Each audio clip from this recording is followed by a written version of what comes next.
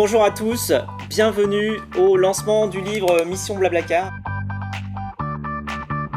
C'est un vrai cadeau que vous nous faites pour tout l'écosystème entrepreneurial. C'est un MBA à 19 €. Je suis très honoré et ému parce que je me souviens que la dernière fois que je t'ai vu interviewer des gens, c'était Tony Parker. Donc là, on change de sujet.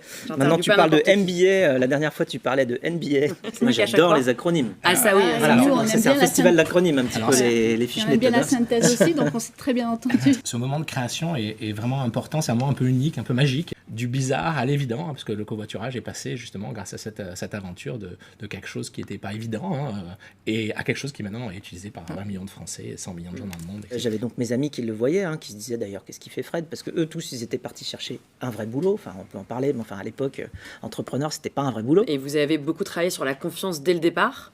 Et vous saviez même pas que vous étiez en train finalement d'inventer une norme, une règle. La confiance créée entre des gens qui faisaient du covoiturage, grâce à leur profil, était supérieure même à la confiance qu'on peut avoir vis-à-vis d'un voisin ou vis-à-vis d'un collègue. Je pense que ce qui est assez intéressant et surtout inédit, c'est que Blablacar, c'est pas un copycat.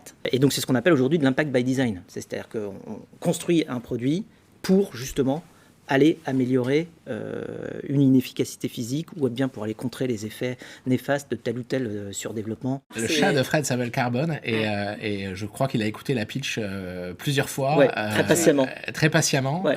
C'est un des seuls qui me critiquait pas beaucoup. Alors, il y a quelque chose d'assez extraordinaire aussi dans ce livre, c'est qu'il y a Thomas Pesquet qui signe la préface, qui est préface de l'espace. Préface de l'espace. En plus, il l'a écrite là-haut. Et c'est au-delà de juste une société ou une app, on a vraiment quelque chose qui sauve des vies dans ce cas-là. Et qui sert vraiment. On a beaucoup de challenges en tant que société et je me dis que ce livre-là permettra à la prochaine génération d'entrepreneurs de ne pas faire toutes les erreurs que nous on a pu faire, moi et mes cofondateurs et toute l'équipe. On a essayé plein de choses, il y a plein de choses qui n'ont pas marché, on en parle. Il y a plein de choses qui ont marché, on en parle aussi. Et puis voilà, on essaie de décrire un petit peu les coulisses.